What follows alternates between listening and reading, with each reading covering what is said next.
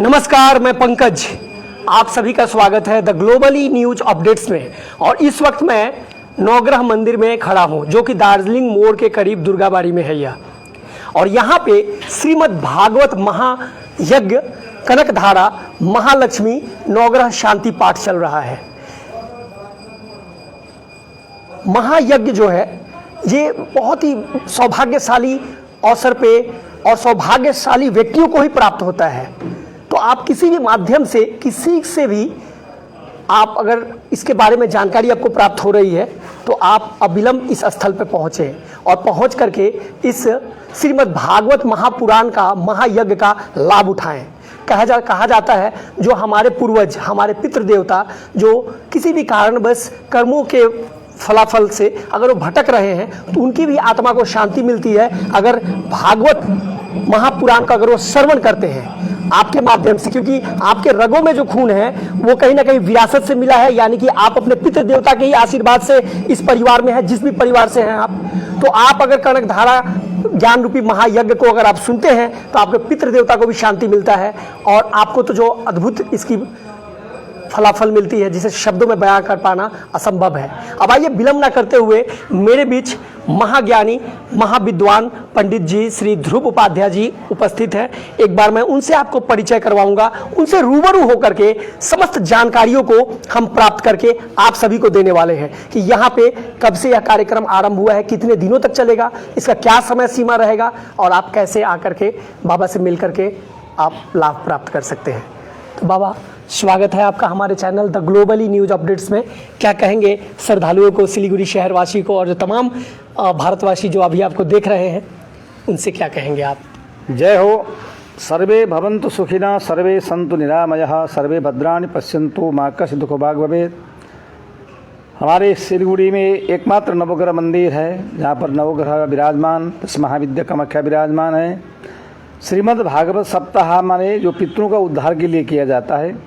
हमारे जीवन में हम जिस पूर्वजों से आते हैं, हमारा कर्तव्य बनता है पुत्रस्यम परमो धर्म, पितृ उद्धार समान ही। कोई भी हमारे पितृ लोग कोई कुकर्म द्वारा यदि प्रेत योनि में हो तो भागवत का कथा श्रवण करने से, भागवत का पाठ करने से सारे पितर लोग जो है वैकुंठल को प्राप्त होते हैं। मैं क्षमा चाहूँगा बाबा, बीच में आपको रोक रहा हूँ, यानी कि बाबा मैं आपके आशीर्वाद से प्रेरणा लेकर के जो मैं अपने दर्शकों को बताया वो कहीं ना कहीं सही था क्या? एकदम सही था आपका, धन्यवाद। इसलिए भागवत ऐसा चीज़ है जो भाग्योदय न बहुजन्म उपार्जिते न, जो भाग्यवान व्यक्ति होता है, जो भाग्य लेके आता है, अच्छा भाग्य लेकर के, वही भागवत के स्थल पर पहुंच सकता है, वही भागवत का कथा श्रवण करा सकता है, कर सकता है, वही व्यक्ति तो भागवत लगा सकता है।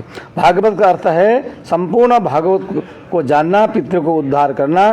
जैसे भागवत करने से धंधुकारी प्रेत हो गया था, गोकर्ण जी महाराज ने इस भागवत का व्याख्या करके ही धंधुकारी प्रेत मुक्त हुआ। तो हमारे जितने भी पूर्वज लोग प्रेत जोने में हो, इस नवग्रह का मंदिर का भागवत से सभी का जो पितृ लोग की खूब शांति मिले, उन परिवार में सुख समृद्धि हो, ऐसे हमारे पितृ लोग हमारे संपूर्ण भक्तों को आशीर्वाद प्रदान करें।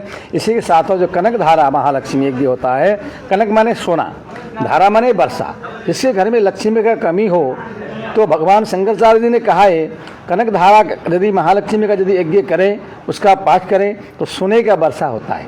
ऐसे लिखा है कनकधारा में। लक्ष्मी बिना कुछ नहीं है। या देवी सर्वभूतेषु लक्ष्मी रूपेण संस्थिता नमस्तस्य नमस्तस्य ही नमस्तस्य नमो नमः। लक्ष्मी ऐसी चीज़ है, जैसे हमने एक श्लोक बनाया है, टका कर्म टका धर्म, टक्का बिना टकटकायते।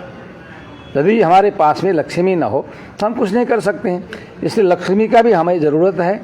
और उसके बाद में जो नवग्रह शांति पाठ जो है, नवग्रह देखो ब्रह्मा जी को भी लगा था, श्राप पड़ गया, कहीं भी ब्रह्मा का आपको मंदिर नहीं मिलेगा। एकमात्र हमारे भारतवर्ष में पुष्कर में ब्रह्मा जी का मंदिर मिलेगा और कोई भी यज्ञ होता है तो ब्रह्मा जी का पूजा होता है।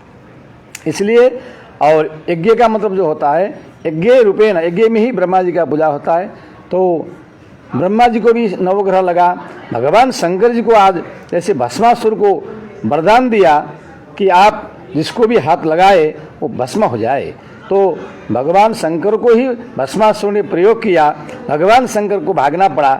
तो उस समय शनि ग्रह लग गया था भगवान शंकर को भी, और रामचंद्र को वनवास में जाना पड़ा। 2.5 या 7.5 शनि था। 2-2 वर्ष का। जैसे 14 वर्ष भगवान को वनवास जाना पड़ा।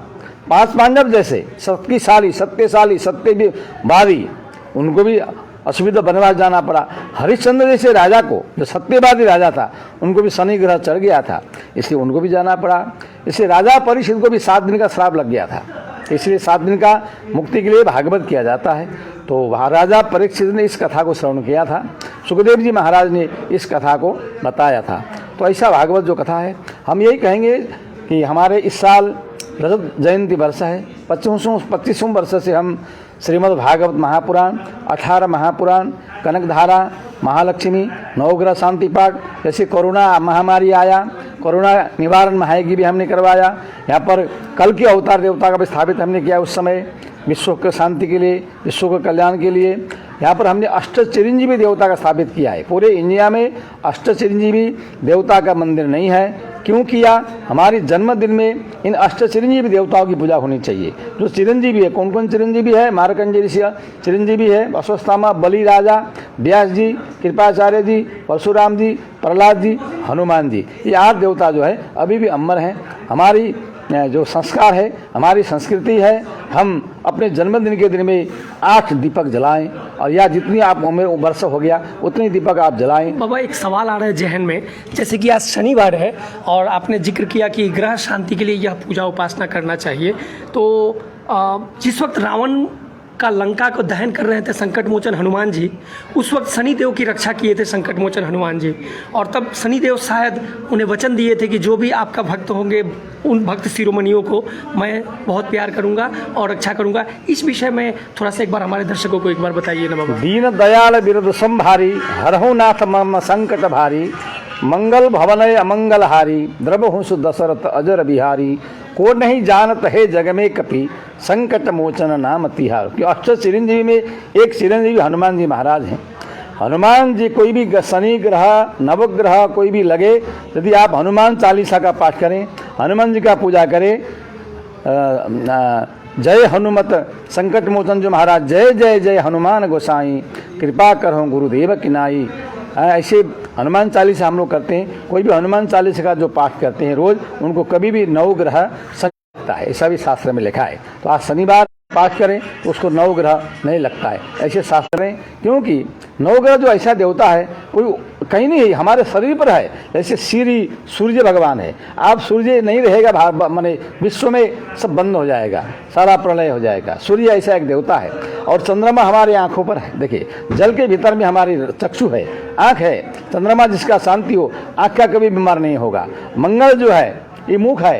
ये मुख ऐसा चीज़ है कि आप ये मुख से कथा अमृत भी पान कर सकते हैं, यही मुख से असुविधा वाला बात भी बोल सकते हैं। किसी को लग जाता है तो मंगल ठीक हो तो आपका मुख से अमृत वाणी का वचन उत्पन्न होगा। मंगल मुख है, बुध हमारे नस है, बृहस्पति हमारे पेट है, शुक्र रजवीर्य है जो संतान उत्पन्न होता है, शनि इसके पीछे में है, इसके पीछे राहु है, केतु, तो सारा नवग्रह हमारे शरीर पर विराजमान है। इन नवग्रह का आप पूजन करें, हमारे शरीर तुष्ट पुष्ट रहेगा, हमारी बुद्धि प्राप्ति होगी। बुद्धि जहाँ प्राप्त होगा वहाँ धन का वर्षा होगा, कोई चीज़ का कमी नहीं रहेगा। इसलिए आप नवग्रह का जरूर पूजन करें। हमारे इस नवग्रह मंदिर उत्तर बंगाल में एकमात्र है। इसके साथ साथ हमारे यहाँ पर कामाख्या दश महाविद्या विराजमान है। इनके बारे में तंत्र साधना की चीज़ है। काली तारा छिन्नमस्ता बगलामुखी मातंगी कमलात्मिका धुमावती त्रिपुर सुंदरी षोड़शी भैरवी, ये 10 महाविद्या है। 10 विद्या नव दुर्गा नाना शस्त्र करा, अष्टमात्रिका योगिनी नव नव रूप धरा, ऐसे माँ का अद्भुत शक्तियाँ हैं। बाबा, यहाँ पे कथावाचिका कौन है, एक बार उनके बारे में भी थोड़ा जानकारी। कथावाचिक हमारे उत्तर बंगाल में सर्वप्रथम भागवत में जिन्होंने आचार्य किया है वो है आचार्य। प्रवचन होगा, आज दूसरा दिन है। ऐसे करते 29 तारीख तक हमारे इस कार्यक्रम को चलेगा। आप यहाँ पर भंडारा भी है, रोज आप पर भंडारा का जरूर प्रसाद ग्रहण करें। यहाँ कोई चीज़ का कमी नहीं है। आप लोग अपना परिवार के साथ में तन मन श्रद्धा भक्ति प्रेम से आइए, देवताओं को दर्शन करिए, भागवत का पाठ कथा श्रवण करिए, प्रसाद लीजिए। आपके परिवार में सुख समृद्धि व्यापार उन्नति प्रगति भाईचारा एकता प्रेम बना रहेगा। यहाँ पर बड़े बड़े जगत गुरु शंकराचार्य जी भी आने वाले हैं। एक तांत्रिक सम्राट हमारे शिवशक्ति बाबा हैं, वो बहुत बड़े विद्वान हैं। वो उनका दर्शन आपको 27-28 तारीख को होगा, वो आ रहे हैं। क्या समय सीमा होगा बाबा? 27 तारीख आप आने के बाद मोटा मोटी 10 बजे के बाद में आपको मिलेंगे और नेपाल से आएंगे। जगतगुरु शंकराचार्य हैं, 128 राष्ट्र ने उनको तंत्र महाविद्या में 1008 शंकराचार्य का पद भी मिला है। क्या नाम है बाबा? इनका है शिव शक्ति बाबा। जो भी पेरलेस का है, जो नहीं बोलता है, और जो भी तकलीफ है शरीर में, वो मंत्र द्वारा वो ठीक करते हैं। ऐसे शास्त्र में तो ही है, लेकिन हमने देखा है, कई जगह देखा है।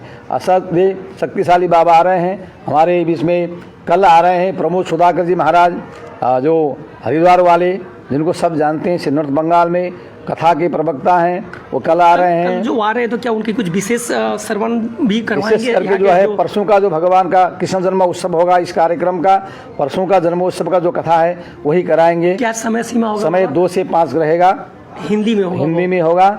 उस समय जरूर आप लोग पधारें।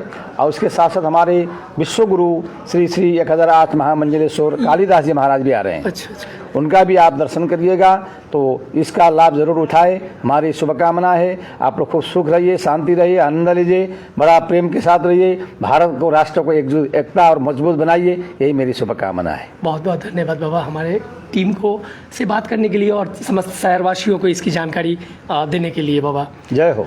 तो दर्शकों, जैसे कि आपने विस्तृत जानकारी आदरणीय ध्रुव बाबा से, जो नवग्रह मंदिर के संस्थापक हैं, जानकारी आपको प्राप्त हुआ। यहाँ पे जो कथावाचिका हैं वो सुबह में नेपाली में कहती हैं कथा को, और संध्या के वक्त हिंदी में बाबा से आपको जानकारी प्राप्त हुई। और इसी बीच में 1008 महामंडलेश्वर भी यहाँ पहुँच रहे हैं, जो कि क्या है बाबा वो? जगतगुरु शंकराचार्य हैं। शिवशक्ति बाबा। शिवशक्ति बाबा नेपाल से पधार रहे हैं। और साथ ही साथ जिस बाबा को आप लोग सदैव सुनते आ रहे हैं इसी स्थल पे, और सिलीगुड़ी शहरवासी, तमाम भारतवासी इवेंट की जानते हैं उन्हें, श्री प्रमोद सुधाकर जी महाराज, जो कल आने वाले हैं संध्या 5, कल की परसों उनका कथा होगा बाबा। परसों का कृष्ण भगवान का जन्म की वृतांत आप उनके मुखारविंद से सुनने वाले हैं। तो अब आप विलंब ना कीजिए, आप अपने माताओं बहनों के साथ, अपने भाइयों के साथ, अंकल आंटी के साथ इस स्थल पे पहुँचे, और पहुँच करके इस कथा का श्रवण होकर के, श्रवण लेकर के लाभ उठाएं। और एक बात साथ साथ मैं ये भी बोलूँगा, किसी कारणवश अगर आप इस स्थल पर नहीं पहुँच पाते हैं तो द ग्लोबली न्यूज अपडेट्स को कृपया फॉलो करके इसे शेयर करें, ताकि इसके माध्यम से सभी को जानकारी प्राप्त हो। और मैं बाबा की कृपा हुई, श्री हरि नारायण की कृपा हुई, क्योंकि कहते हैं ना, मम इच्छा नास्तिक प्रभु इच्छा प्रबल, उनकी स्वामी की आशीर्वाद अगर हो गई तो मैं परसों सुधाकर जी महाराज